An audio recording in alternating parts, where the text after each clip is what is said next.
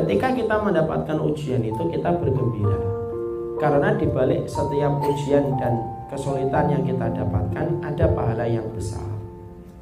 Walaupun ini tidak gampang, ini membutuhkan iman ekstra yang ada pada hati kita. Tapi setidaknya orang yang paham di balik setiap ujian itu ada pahala yang besar, maka dia akan sedikit bergembira terhadap ujian yang mereka dapatkan. Kalau bukan karena ujian ibu, tidak ada bedanya antara kita dengan munafik. Karena munafik itu tidak pernah diuji. Maka kemudian kita harus mengetahui bahwasanya di balik setiap ujian itu ada pahala yang sangat besar. Menanamkan ini adalah merupakan perkara yang berat kalau sedang tertimpa ujian tersebut. Kita mudah berkata kalau ada teman kita meninggal ibunya, kita berkata yang sabar ya, insya Allah pahalanya besar. Kalau kita tidak sedang menjadi pelaku dalam ujian itu. Tapi kalau kita menjadi pelaku dalam ujian tersebut, itu memang betul-betul luar biasa. Setan itu akan berusaha membuat was-was kita supaya hilang rasa kesabaran yang kita miliki, walaupun kita tahu ilmunya, walaupun kita tahu pahalanya besar. Kenapa? Kerjanya setan itu membuat was-was. Contoh, ibu kita meninggal dunia, maka kadang-kadang setan itu membuat was-was pada hati kita yang menjadikan kita ridho, hilang ridhonya. Coba kalau ibu saya ajak ke Jakarta. Coba kalau ibu saya ajak ke Singapura pengobatannya ini. Coba kalau saya mungkin di sampingnya ibu. Selalu kayak gitu, itu was-was. Dan was-was itu merupakan kayak jamur dia yang menggerogoti keridhaan kita terhadap satu ujian yang Allah berikan kepada kita.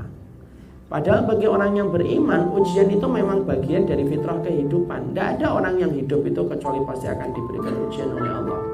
Orang yang hidup kemudian dia tidak mau mendapatkan ujian pada hidupnya, berarti dia hidup di negeri impian dan dongeng. Tidak mungkin dia akan mendapatkan yang semacam itu. Karena pasti kita akan merasakan kesedihan, kita akan merasakan air mata, kita pasti akan merasakan kesulitan.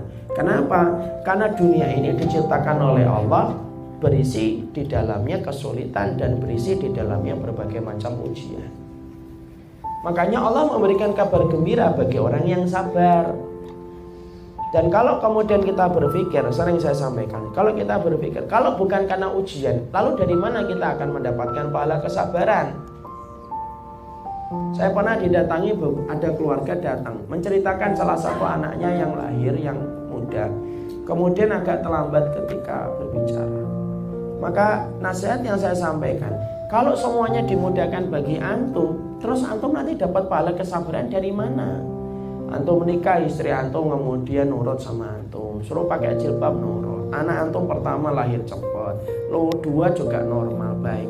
Kalau semuanya dimudahkan untuk kita, malah kita bingung dari mana kita mendapatkan pahala kesabaran.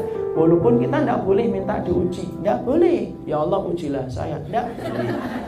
Karena bisa jadi kita mungkin tidak kuat. Tapi ketika kemudian kita tidak boleh meminta diuji, tapi kalau ujian itu datang, dihadapi. Dan salah satu perkara untuk menghadapi ujian itu apa? Menanamkan pada hati, menepis bisikan setan. Di balik setiap ujian itu pasti ada kebaikan besar yang Allah berikan untuk kita.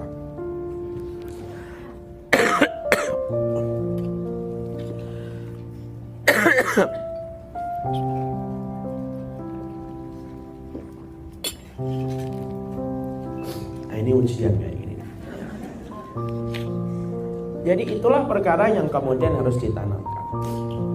Makanya kita lihat dalam halaman 54, Ibu lihat halaman 54.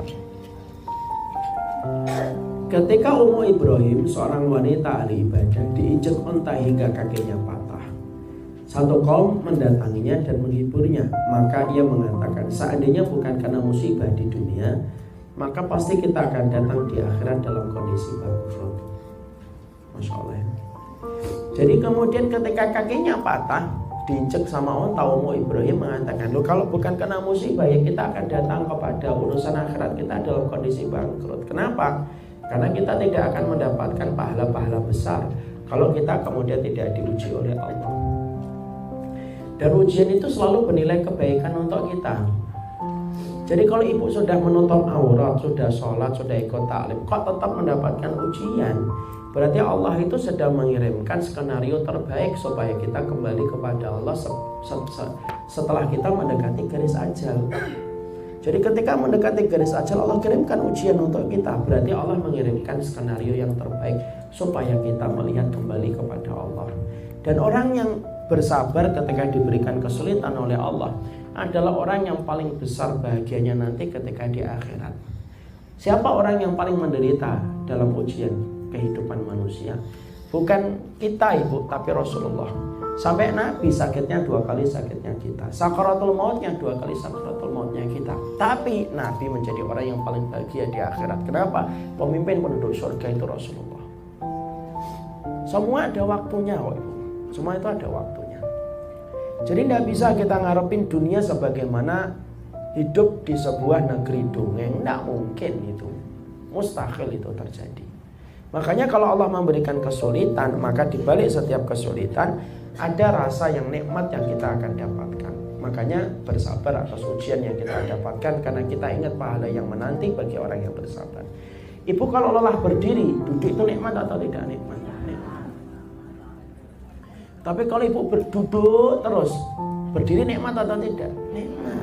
Allah kenapa orang itu jadikan orang mukmin itu penjara dunianya itu penjara, Ustaz? Loh, supaya Allah jadikan dunia itu penjara bagi orang yang beriman, supaya nanti ketika dia di akhirat, ketika di surga itu ngerasakan nikmatnya itu maksimal. Makanya orang beriman itu diuji terus. Kenapa? Supaya Allah itu tahan bentar ya, kamu tunggu sebentar, nikmatnya sebentar lagi. Nanti kalau kamu sudah meninggal, selesai kok, selesai, sebentar aja. Itu Allah itu sebenarnya secara tidak langsung sedang bicara semacam itu kepada kita. Layaknya kita ketika lagi puasa itu kan diuji. Tapi kalau kita lagi puasa ketika diuji, maka kemudian ketika buka puasa itu kan nikmatnya menjadi double. Minum segini itu mungkin langsung sekali teguk habis. Tapi karena saya hari ini tidak puasa, minum segini tidak habis-habis dari tadi. Kenapa? Nggak terlalu nikmat. Coba kalau saya minumnya nanti jam 6. Dari pagi tadi saya kemudian 4:30 saya tidak minum. Minum segini tuh nikmat betul. Mending makan, ngelihat makan aja kelihatan nikmat kok. Kalau lagi puasa itu. Coba kalau lagi tidak puasa, ngelihat kayak gini tuh, malah ngelihat cabenya yang lebih nikmat. Karena kita lagi tidak puasa. Coba kalau lagi puasa. Kalau lagi puasa tuh semuanya kelihatannya nikmat gitu. Lihat kan ya bu, kayak rendang, kecoa kayak dendeng. Lagi puasa. Tapi ketika nanti berbuka, maka kemudian kita akan merasakan kenikmatannya. Minum air putih aja nikmatnya luar biasa. Allah itu sebenarnya, kalau ada yang nanya, Ustadz betul nggak hadis yang mengatakan dunia itu penjara bagi orang beriman? Betul. Hadisnya sahih Ustadz? Sahih. Kenapa Allah jadikan orang mukmin itu penjara dunianya itu Ustadz? Supaya nanti ketika dia sudah di akhirat, semuanya jadi nikmat. Ya, makanya Allah tahan sebentar. Makanya Allah itu maha baik ibu. Kenapa kita bisa mengatakan Allah maha baik? Coba kita cuma dikasih ujian 40 tahun misalkan. Itu pun baliknya dari 12 tahun. Berarti dia 28 tahun hanya beramal. Tapi balasannya tanpa putus kekal selama-lamanya. Kurang baiknya apa Allah itu sama kita? Itu kalau umur kita 40. Kalau umur kita 50, berarti cuma 38 tahun. Dan tidak ada orang 38 tahun diuji itu. Tidak, pasti dia sempat ketawa, dia sempat merasakan kebahagiaan. Kenapa? Karena setiap ujian itu pasti ada kemudahan yang sedang Allah berikan. Kadang-kadang kita itu suka menghitung-hitung ujian, tapi melupakan kenikmatan yang sudah Allah berikan kepada kita. Sifatnya manusia itu kan gitu. Makanya Hasan Al-Basri ditanya, sifatnya manusia itu gimana sih? Sifatnya manusia itu dua. Satu, ya'udul masaib. Manusia itu akuntan paling teliti kalau sudah menghitung ujian. Yang kedua, yansa ni'ma rabbihi. Tapi amnesia kalau sudah menghitung kenikmatan Allah. Ujian itu Allah berikan hanya seujung kuku. Adapun kenikmatan yang Allah berikan kepada kita seluas samudra. Maka harusnya yang seujung kuku tidak boleh menghilangkan samudra kebaikan yang telah Allah berikan kepada kita. Allah uji ibu dengan suami. Nah, sebenarnya Allah sudah mudahkan ibu banyak. Ibu mendapatkan orang tua yang mungkin baik banget sama ibu. Dapat kemudian sekolah itu juga lancar. Uang sekolahnya juga gampang. Tapi tiba-tiba Allah kirimkan ujian, misalkan suami. Ujian itu hanya seujung kuku di antara samudra kenikmatan yang Allah berikan. Cuma setan itu meniupkan was-was yang menjadikan kita melupakan samudra kenikmatan yang Allah berikan, dan kita hanya melihat ujian yang Allah berikan. Tidak mungkin Allah itu salah takar. Allah itu maha rahmat, dan maha rahmatnya Allah itu memberikan kebaikan kepada kita jauh lebih banyak daripada ujian. Itu harus yakin. Makanya di balik setiap ujian itu selalu ada sebuah kebaikan yang Allah berikan untuk kita. Bersabarlah, karena kesabaran itu ada waktunya ketika sudah menuju kepada kehidupan akhirat kita. Makanya kalau kita mendapatkan satu perkara yang berat, maka Allah sedang memberikan kebaikan untuk hidup kita. Dan itu caranya Allah, supaya kita gugur dosa-dosa yang kita lakukan. Makanya kalau bukan karena musibah, kita akan datang dalam kondisi bangkrut. Saya ambilkan contoh ibu. Kenapa orang yang beriman itu diuji terus, Ustaz? Gini loh, misalkan ini ada kotorannya, maka yang kita lakukan itu digosok kita, ya atau tidak?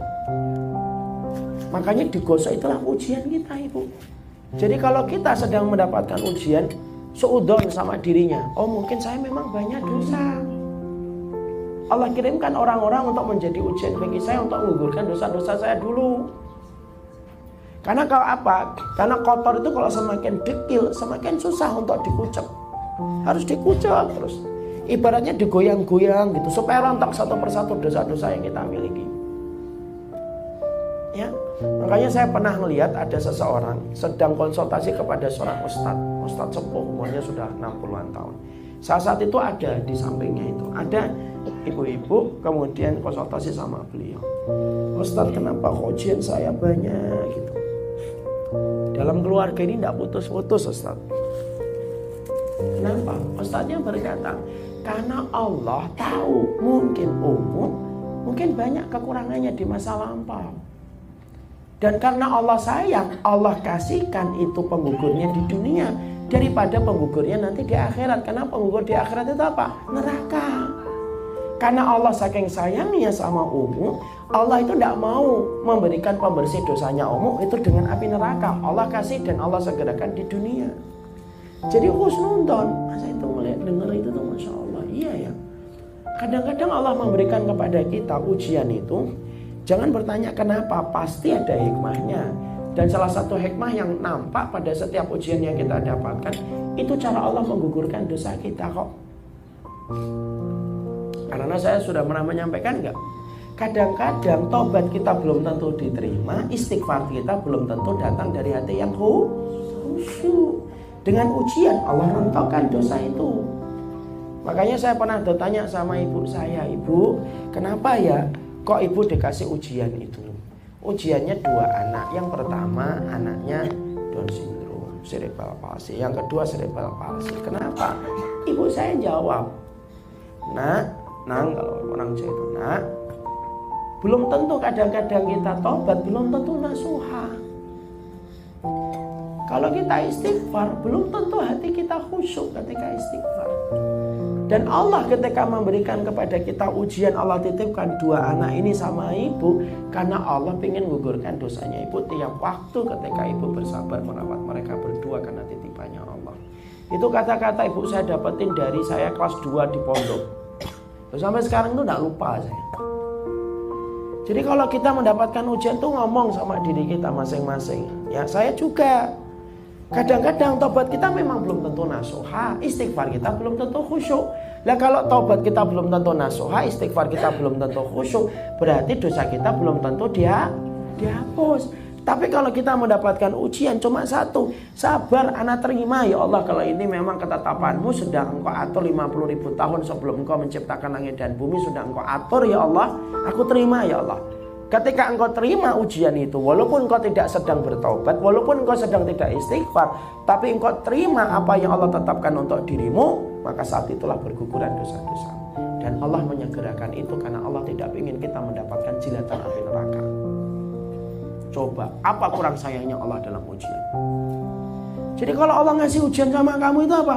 Kenapa Allah nguji saya? Karena Allah tidak ingin kamu terjilat sama api neraka. Karena dosa kalau sudah dibawa mati itu jilatan api neraka yang kemudian berhak untuk mengambilnya. Ketika Allah tidak mau kamu terjilat api neraka, maka Allah ngasih kamu ujian. Loh, kalau kamu nggak mau diuji terus gimana? Nah, cara membersihkan dosa terus gimana? Wong kita ini makhluk pendosa setiap harinya dan setiap waktunya kok. Tobat kita belum tentu nasuha, istighfar kita belum tentu khusyuk. Makanya kemudian kita kalau mendapatkan ujian, terima ya Allah, saya terima ya Allah. Karena kalau ibu tidak terima pun ujian itu tidak berkurang. Saya tidak mau terima, saya menuntut, memang berkurang ujiannya. Tidak berkurang, justru malah tambah berat.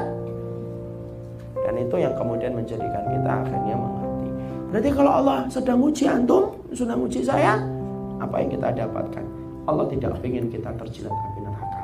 Makanya Allah segerakan ujian itu di dunia supaya tidak mendapatkan jilatan api neraka di